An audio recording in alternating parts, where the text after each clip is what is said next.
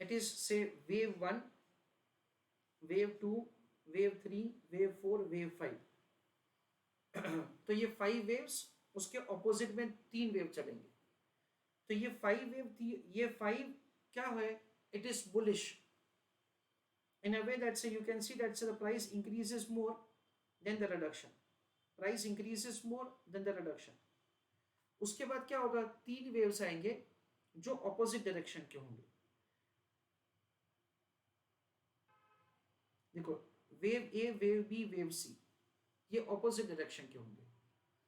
ये 8 वेव का एक साइकिल पूरा होगा ना, वापस ये 8 वेव का दूसरा साइकिल शुरू होगा. ये 8 वेव का साइकिल बुलिश बेरिश हो सकता है, and then it may be bearish bearish bullish, ऐसा हो सकता है. ये जो 8 वेव है that is divided into 2, 5 and 3. 5 and 3, उसमें क्या होगा फ्रेंड्स, 1 2 3 4 5, फिर 1 2 3, ऐसा. तो पहले बुलिश फिर बेरिश, या तो एग्जैक्टली रिवर्स. ये जो पहले 5 है ना, वो क्या होंगे, पहले 5 price reduction increase, reduction increase, ऐसा होगा. और 3 जो होगा ना, वो अगेन ऑपोजिट डायरेक्शन में होगा. तो this is the wave 1 going upward. Second wave नीचे जाएगा, थर्ड वेव ऊपर, फोर्थ वेव नीचे, और फिफ्थ वेव ऊपर. तो बुलिश ज्यादा, बेरिश कम. वापस फिर 3 होगा वेव जिसमें it is going down, then it is going up.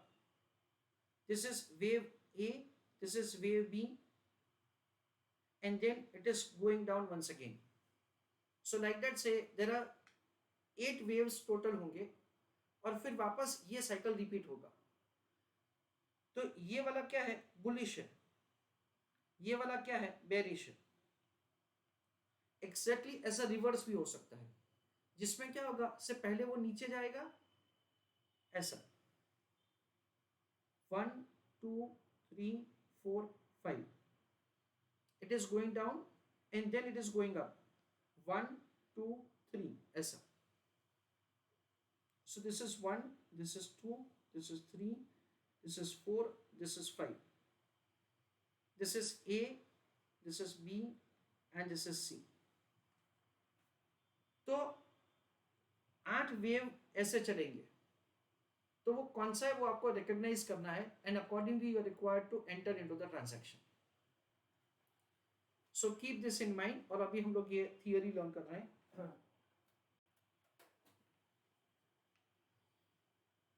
Inspired by डाउ theory and by the observations found throughout the nature, Ralph Elliott formulated Elliott wave theory in 1934.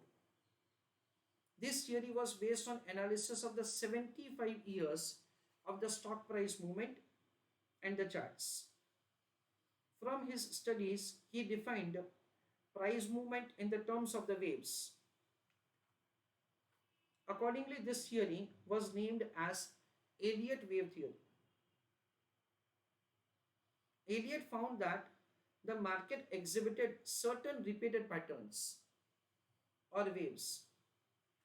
As per this theory, wave is a movement of the market price from one change in the direction to the next change in the same direction. These waves are resulted from the buying and the selling impulses emerging from the demand and the supply pressure on the market. Depending on the demand and the supply pressures, waves are generated in the prices. As per this theory, waves can be classified into 2 parts, impulsive and corrective. So impulsive 5 and corrective 3. तो ये जो है ना, वो impulsive waves है.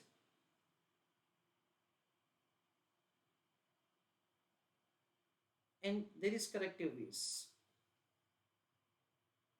Let us discuss, say, these basic patterns.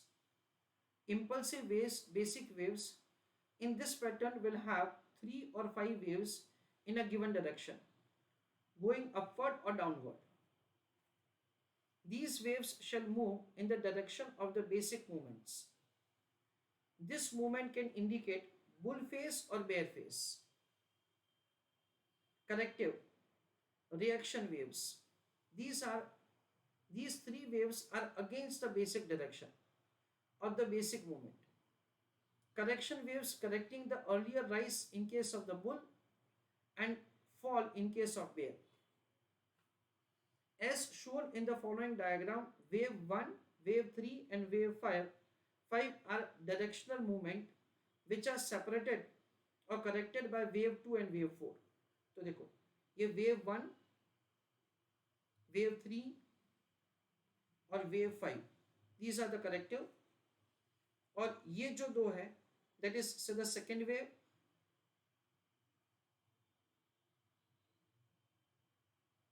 ये 1, ये 3, ये 5,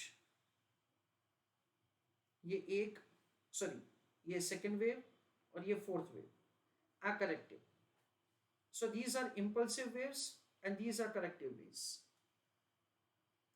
Complete cycle A shown in the following diagram, 5 waves impulses and followed by 3 wave corrections A, B and C to form a complete 8 waves. तो देखो, this is the impulsive wave, wave 1, wave 3, wave 5 and say these are the corrective phase. That is उन्होंने दे रखा है यहाँ पे,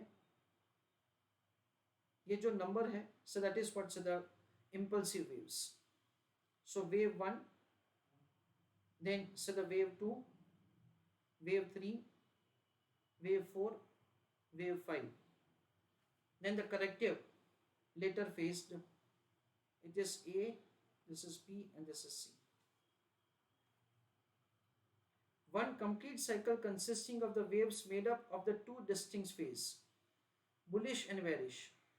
On a complete full one cycle, that is termination of the 8 waves movement, the fresh cycle starts with similar impulses arising out of the market trading. Friends, there was a mistake on my end. ये impulsive waves नहीं है, ये सिर्फ ये corrective waves नहीं है. These are impulsive waves only. I'm sorry. These are impulsive waves. ये 3 corrective waves है. I'm sorry. That is what we have. तो bullish उसके बाद bearish, या तो फिर क्या हो सकता है, पहले bearish और उसके बाद bullish, ऐसा हो सकता है. Random walk theory. Random walk theory is part of the efficient market hypothesis. तो यहाँ पे उनका कहना क्या है, देखो जैसे नाम बताता है रैंडम वॉक. रैंडम वॉक का मतलब क्या है, उन्होंने कुछ ऐसा बताया कि अगर किसी ने शराब पिया है और वो अगर कोई एक लेन में चल रहा है तो वो उसका नेक्स्ट कदम कहाँ पे रखेगा, वो उसका लेफ्ट कदम आगे लेगा, राइट लेगा, वो कहाँ पे आगे रखेगा, पीछे रखेगा, उसको हम लोग जज नहीं कर सकते. क्यों? क्योंकि उसने शराब पी के रखा है. तो जैसे हम लोग ऐसा शराबी कहाँ पे अपना नेक्स्ट कदम रखेगा वो हम लोग प्रिडिक्ट नहीं कर सकते. एग्जैक्टली वैसा ही स्टॉक मार्केट का मूवमेंट है, स्टॉक मार्केट का प्राइसेस का मूवमेंट है कि वो रैंडमली ही चेंज होता है. You will not be able to predict कि प्राइसेस कौन से डायरेक्शन में मूव होगा. That is for the random walk theory. तो रैंडम वॉक थियोरी में आपको एफिशिएंट मार्केट हाइपोथेसिस ही दिमाग में रखने का है. While discussing the Dow Jones theory, we have seen that the theory is based upon the assumption that the behavior of the stock market itself contains the trends which gives clues to the future behavior of the stock market. पर ये लोग ऐसा नहीं मानते. Thus, the supporters of the theory argue that the market prices can be predicted if their patterns can be properly understood. उसका pattern अगर आपने समझ लिया तो आप प्राइस का मूवमेंट भी प्रेडिक्ट कर सकते हो. पर ये लोग नहीं मानते हैं. Such analysis of the stock market patterns is called technical analysis. Apart from this theory, there are many approaches to the technical analysis. Most of them, however, involve a good deal of the subjective judgment. तो दूसरे भी theories है जिसमें हमको judgement करना, that is से हमको जज करना पड़ेगा. सब्जेक्टिव जजमेंट का मतलब ये होता है कि अभी प्राइस कौन सी डायरेक्शन में जाएगा. उसके लिए कुछ ट्रेडर्स का मानना ऐसा है कि प्राइस अभी बढ़ेगा, कुछ का मानना है कि प्राइस अभी गिरेगा.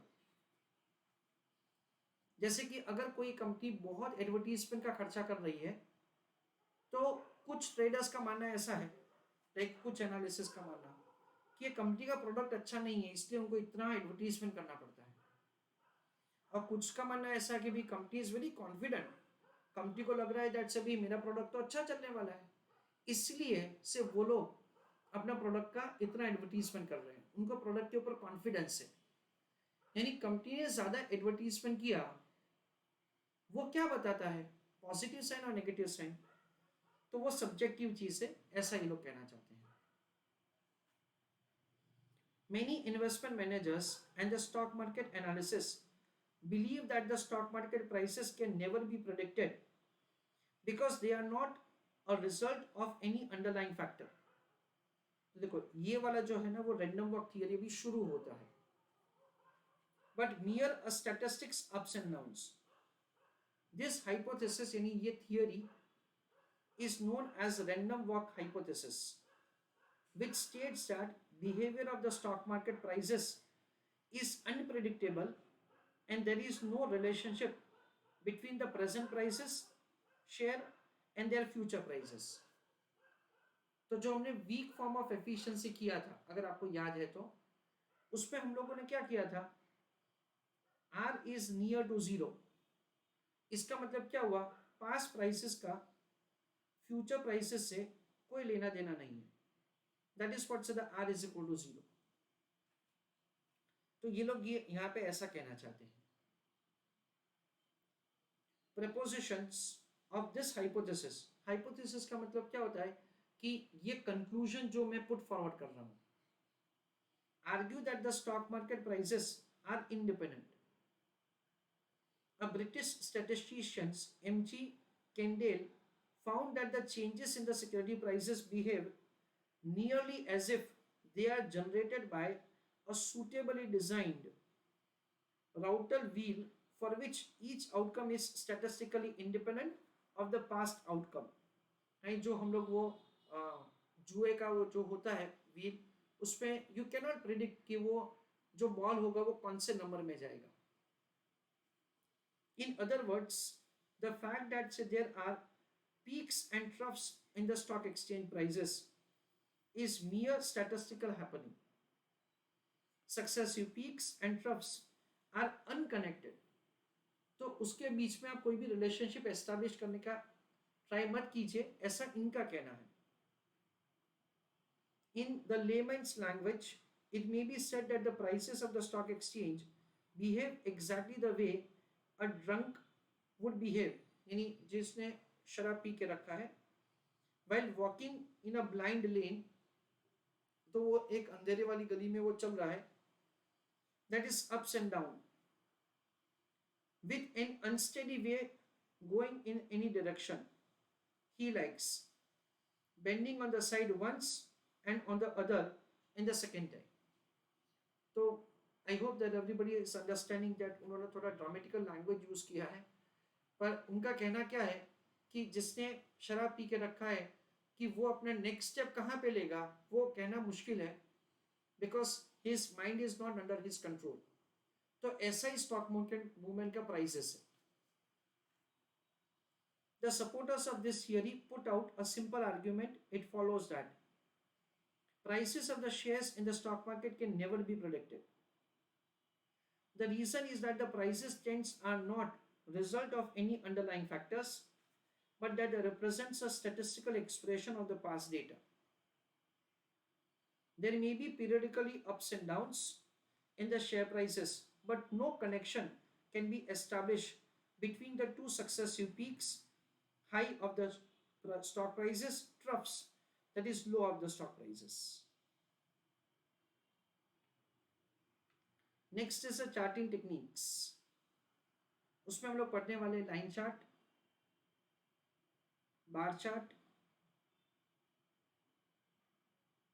Japanese candlestick chart,